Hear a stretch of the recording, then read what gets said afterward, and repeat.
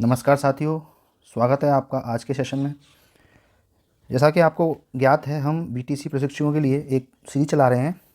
Complete जो आपकी राजन series है उसके सारे पेपर यहाँ डिस्कस किए जाएंगे। इसी क्रम में हम हिंदी बहुविकल्पी प्रश्न कंप्लीट पीडीएफ लेके आपके सामने आए हैं। आपको अगर ये हमारा प्रयास अच्छा लगता है तो चैनल के सपोर्ट के लिए चैनल को लाइक कीजिए, सब्सक्राइब कीजिए, कमेंट कीजिए, बताइए और हम क्या सुझाव इसमें बदलाव कर सकते हैं, हमें सुझाव दीजिए। चलिए शुरू करते हैं। पहला प्रश्न है, ज्ञा वर्ण किन वर्णों के संयोग से बना है? इसका विकल्प सही है आपका बी, जा और या। अशुद्ध वर्तनी वाले शब्द का चयन कीजिए। ये भी सही है, ये भी सही है, ये भी सही है। आपका कौन सा गलत है? अत्युत्तम। तीसरे का, जल शब्द में समाहित स्वर वर्ण है। जल शब्द में समाहित स्वर वर्ण है, कौन सा है? आ। आपको पता ही होगा कि एक व्यंजन, जैसे ये का है तो ये व्यंजन नीचे हलंत लगाए ना, तो ये व्यंजन है, प्लस आ कर देंगे तब ये क्या बनेगा? ये तब बनेगा का। ठीक है। चौथा, कलम पकड़ने की सही विधि है। पहली और दूसरी उंगली के बीच में कलम पकड़ना, पहली उंगली और अंगूठे के सहारे कलम पकड़ना, पहली और दूसरी उंगली के बीच में कलम रखकर अंगूठे को पकड़ना, या इनमें से कोई नहीं। सही विकल्प है आपका सा। निम्न वर्णों को अर्धस्वर कहा जाता है। य और व को अर्धस्वर कहा जाता है। हिंदी भाषा की लिपि है, सबको पता होगा। सही आंसर क्या है इसका? देवनागरी लिपि। हिंदी भाषा में स्वरों की संख्या कितनी होती है? 8 होते हैं, 11 होते हैं, 12 होते हैं, या फिर 14 होते हैं। सही विकल्प है आपका 11। हिंदी भाषा में व्यंजनों की संख्या है। हिंदी भाषा में व्यंजनों की संख्या कितनी होती है? 33, 41, 40 या फिर 36? कितनी होती है? 33 होती है। 11 स्वर और 33 व्यंजन। हिंदी वर्णमाला में वर्णों को बांटा गया है। वर्णों को 2 भागों में बांटा गया है, स्वर और व्यंजन। ड़ा और ड़ा वर्ण हैं, ये इसमें गलत दे रखा है, ये अंतस्थ नहीं है। क्या होते हैं? उच्छिप्त व्यंजन होते हैं। भाषा की सबसे छोटी और महत्वपूर्ण इकाई है स्वर, व्यंजन, ध्वनि या वर्ण। सबसे छोटी और महत्वपूर्ण इकाई होती है आपकी ध्वनि। ध्वनि अक्षर, शब्द, वर्ण, वाक्य। ठीक है। तो ध्वनि सबसे छोटी इकाई है। भाषा प्रारंभ होती है, सबसे छोटी इकाई जब ध्वनि है तो भाषा ध्वनि से ही प्रारंभ होती होगी। भाषा अभिव्यक्ति के साधन है। भाषा अभिव्यक्ति के साधन है, बोलकर और सुनकर, लिखकर और पढ़कर, अ और ब दोनों, इनमें से कोई नहीं। सही विकल्प है मित्रों आपका दोनों। बोलकर सुनकर और लिखकर पढ़कर दोनों से ही भाषा की अभिव्यक्ति होती है। वर्ण वा का उच्चारण स्थान है। वा का आप बोल के देखेंगे तो आपके वा ओष्ठ के अलावा कोई और काम नहीं करेगा, तो आपकी क्या है? सही विकल्प ओष्ठ। निम्न में से कौन अंतस्थ व्यंजन वर्ण नहीं है? अंतस्थ व्यंजन कौन से होते हैं? या, र, ल, व। तो या हो गया, ल हो गया, र हो गया, क्या नहीं है? माँ। सही विकल्प है आपका माँ। वर्णमाला में किसे स्पर्श संघर्षी भी कहा जाता है? का वर्ग को, टा वर्ग को, चा वर्ग को, या पा वर्ग को? सही विकल्प है आपका चा वर्ग को। निम्न में से किस वस्तु में, किस शब्द में शुद्ध मात्रा प्रयुक्त हुई है? रेणु, रेणु, रेणु या रेणु? सही विकल्प है आपका रेणु। निम्न में कौन सा युग्म कंठ तालव्य है? ए। कंठ तालव्य कौन सा है आपका? ए। कंठ से भी होता है और तालु से भी होता है। ओ का उच्चारण स्थान है ओ। अगर आप ओ बोल के देखेंगे ओ, तो ओ में आपके कंठ से भी आवाज़ आ रही है और ओष्ठ से भी आवाज़ आ रही है। सही विकल्प आपका क्या हो जाएगा? आ, कंठोष्ठ। निम्न में कौन स्पर्श संघर्षी है? स्पर्श संघर्षी है क, च, ह, प। क्या हो जाएगा? च। ये गलत दे रखा है च। वाह क्या है? दंतोष्ठ है, ओष्ठ है, दंत है, या तालव्य है? वाह। अब वाह बोल के देखिए तो वाह में दांत भी वाह लगेंगे ओष्ठों से, तो ये हो जाएगा दंतोष्ठ। फ का उच्चारण स्थान है। फ बोल के देखेंगे तो फ होस्ट काम करते हैं, तो आपका हो जाएगा ओष्ठ। निम्न में से कौन उस व्यंजन नहीं है? उस व्यंजन होते हैं स, तो रा नहीं है। सही विकल्प है आपका रा। निम्न में कौन सा सही है? रा को वर्णमाला में स्थान प्राप्त है, बिल्कुल गलत है, स्थान प्राप्त नहीं है। पहला तथा तीसरा वर्ण महाप्राण होता है, बिल्कुल गलत है। च, छ, छ, छ, ज, झ। च वर्ग के सभी क्या आते हैं? स्पर्श संघर्षी, तो ये सही है। ये तो वैसे ही ऊष्म व्यंजन नहीं। ऊष्म व्यंजन कौन से होते हैं? श, श, ये ऊष्म व्यंजन होते हैं। ठीक है। निम्नलिखित में से कौन सही शब्द है? परीक्षा, बिल्कुल इसका आंसर सबको पता होगा, सही विकल्प है आपका परीक्षा। उपकार का विलोम है, उपकार का विलोम होता है अपकार। ऐश्वर्य का विलोम है, ऐश्वर्य का विलोम होता है अनैश्वर्य। ओजस्वी का विलोम है, ओजस्वी का विलोम होता है, बताइए, निस्तेज। हिंदी वर्णमाला में वर्णों की संख्या कितनी होती है? 53, 52, 51 या 50? सही विकल्प है आपका 52। संयुक्त व्यंजनों की संख्या है, संयुक्त व्यंजनों की संख्या कितनी होती है? 4, है ना। संयुक्त व्यंजन कौन से होते हैं? ओ, ओ और ए और ए, ये होते हैं संयुक्त व्यंजन, क्योंकि ये दो व्यंजनों को, दो स्वरों को मिलाकर बनते हैं, ठीक है। आ किससे बनता है? ऊ, ऊ प्लस आ क्या बनेगा? ओ बनेगा, ठीक है। ये ए किनसे बनता है? ई प्लस आ क्या बनेगा? ई बनेगा, इसलिए संयुक्त व्यंजन होते हैं।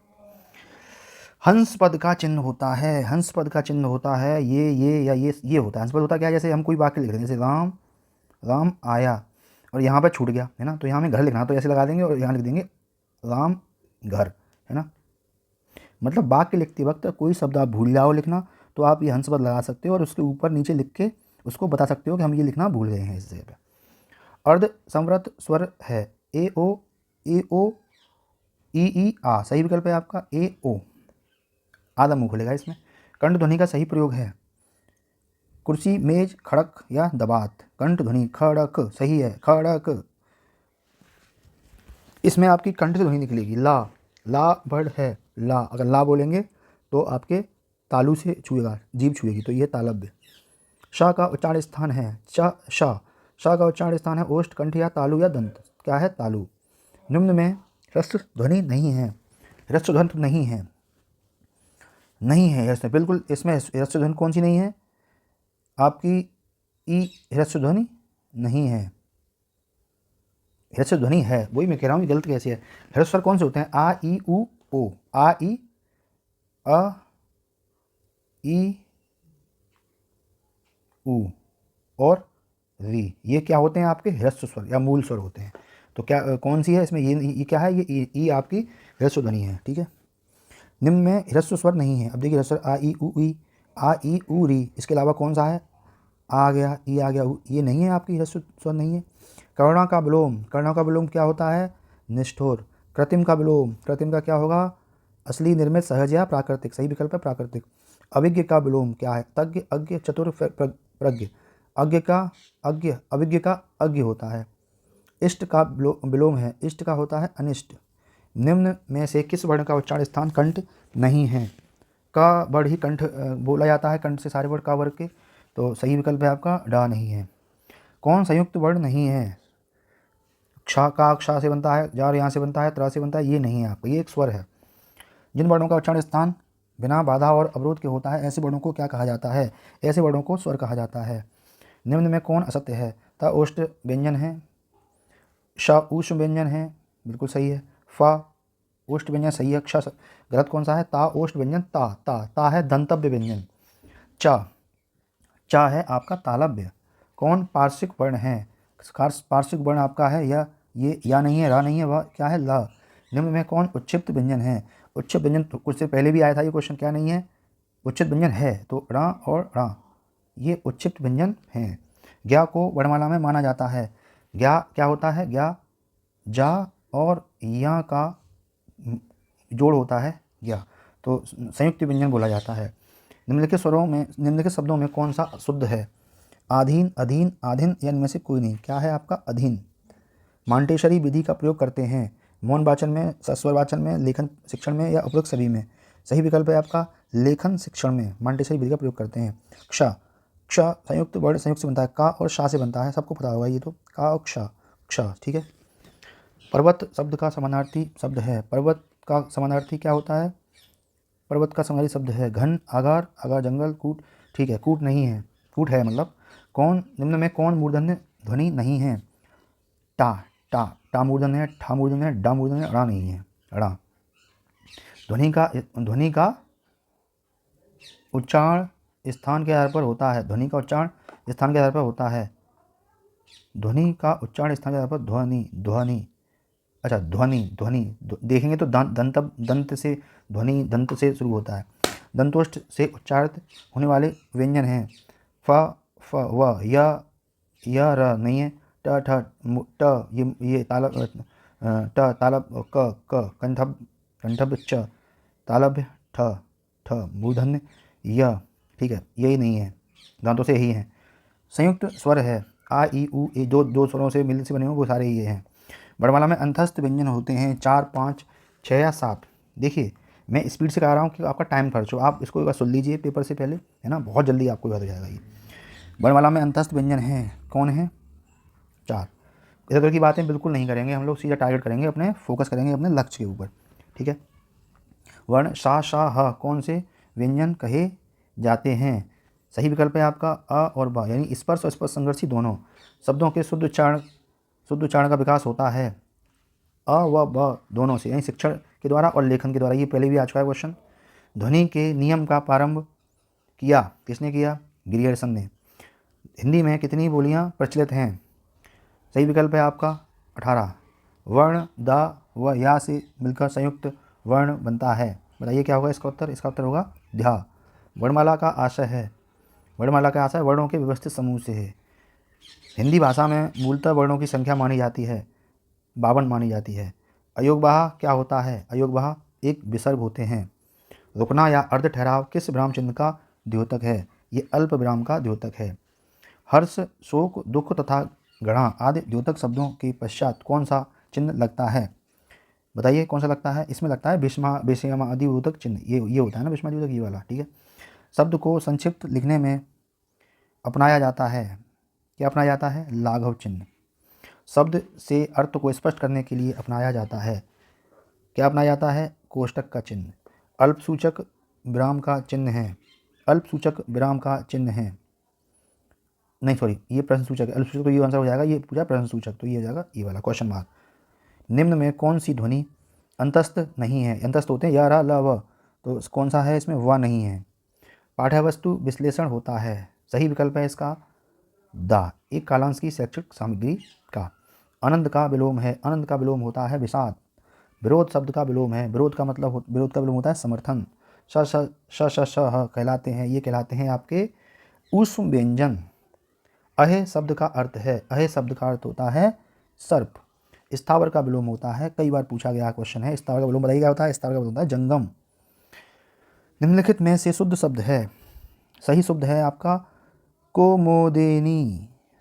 शुद्ध वर्तनी वाला शब्द है, शुद्ध वर्तनी वाला शब्द है, कई बार प्रश्न आया हुआ है, बहुत इंपॉर्टेंट क्वेश्चन है ये। क्या है? श्रृंगार। भाषा संसार का नादमय चित्र है, यह कथन किसका है? यह कथन है सुमित्रानंदन पंत जी का। देवनागरी लिपि की विशेषता से संबंधित, देवनागरी लिपि की विशेषता से संबंधित नहीं है।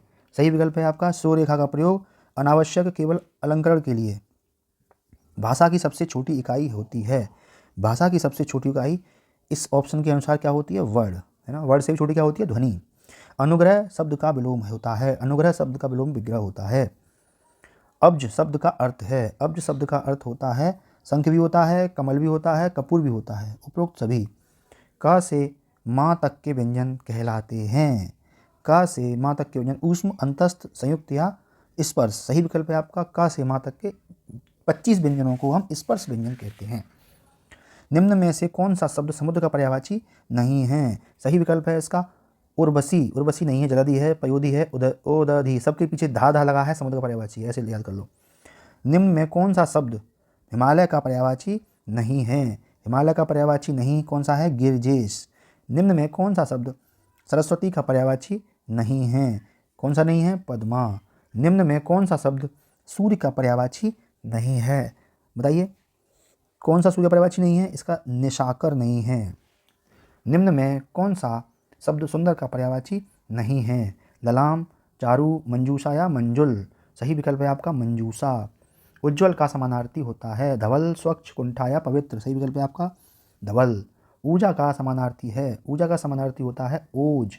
गृहकार में प्रश्न करवाए जाते हैं अवबोध की दृष्टि से, ज्ञान की दृष्टि से, व दोनों, इनमें से कोई नहीं। सही विकल्प है आपका अवबोध की दृष्टि से और ज्ञान की दृष्टि से, ये दोनों ही हो जाएगा सही। वाचन शिक्षण की विधि है संप्रेषण विधि, अनुकरण विधि, अ व ब दोनों इनमें से कोई नहीं। सही विकल्प है आपका संप्रेषण अनुकरण दोनों ही विधि वाचन शिक्षण की विधि है। कितने प्रश्न हैं इसमें तो अभी चलिए आज ही ख़त्म कर देंगे, ये तो बहुत अच्छी बात है। एक ही लेक्चर में आपके सारे बहुविकल्पी प्रश्न हो गए। मौन वाचन प्रशिक्षण का उद्देश्य होता है मनन शक्ति का विकास और तार्किक युक्तता का विकास, दोनों ही सही हैं।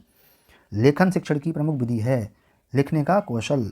वाचन शिक्षण का उद्देश्य होता है बोलने में के कौशल से और पढ़ने के कौशल से। इसका आपका दोनों का सही है।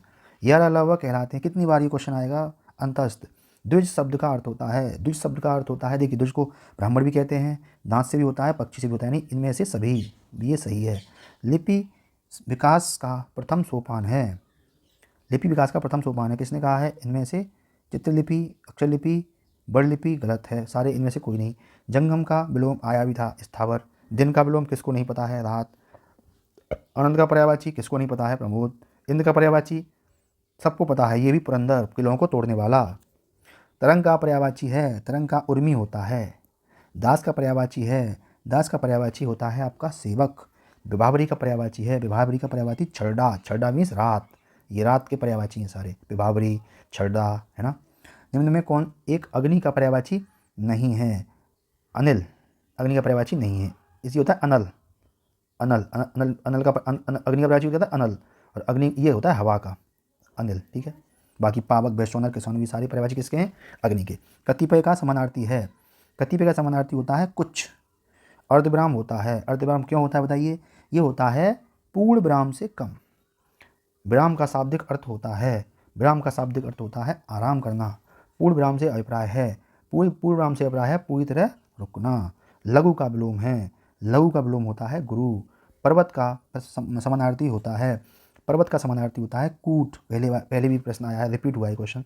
निम्न में कौन सा एक शब्द आकाश का पर्यायवाची नहीं है, पुष्कर, दिव, श्रांति या व्योम। देखिए व्योम तो है, दिव भी है, पुष्कर भी, शांति नहीं है। नूतन का विलोम है, नूतन का विलोम सबको पता होता है, क्या है, पुरातन। यह वर्ण है, यह वर्ण होता है यंतस्त, य र ल व, य र ल व क्या होता है, अंतस्थ व्यंजन होते हैं। भाषा शिक्षण के अंतर्गत सुलेख से तात्पर्य होता है, सुलेख से मतलब होता है सुंदर लेखन। अंतस्थ व्यंजन की संख्या है, अंतस्थ व्यंजन की संख्या होती है 4। कितनी बार ये क्वेश्चन आया है अंतस्थ व्यंजन का, है ना, ऊपर भी आया था। अंतस्थ व्यंजन कौन से होते हैं बताइए, य र ल व। तो प्यारे दोस्तों देखिए, आपका हिंदी का मैंने सारा का सारा एक ही वीडियो में लपेट के रख दिया है, सारा का सारा एक वीडियो में कर दिया। आपको बस इतना करना है ना, 20 मिनट आपको बस इस वीडियो को सुनना है, कुछ नहीं करना, सुनना है, आपको याद हो जाएगा। आपके फुल में से फुल मार्क्स लाने की मेरी गारंटी पूरी है, फुल में से फुल मार्क्स आएंगे आपके, ठीक है। तो अभी आज के सेशन में इतना ही रखते हैं, अगले फिर किसी इन्फॉर्मेटिव वीडियो में आपसे मुलाकात होगी। और प्लीज़ थोड़ा बहुत मेहनत लगती है ये पीपीटी बनाने में, इससे वीडियो लेक्चर बनाने में, तो आप हमारे चैनल के सपोर्ट के लिए सब्सक्राइब कीजिए, का बहुत मोटिवेशन मिलता है इस चीज़ से। और कोई सुझाव देने हो तो आप कमेंट में कीजिए, लिखिए ये कीजिए वो कीजिए, ठीक है। तो तब तक के लिए जय हिंद, जय भारत, बहुत ख्याल रखिए अपना।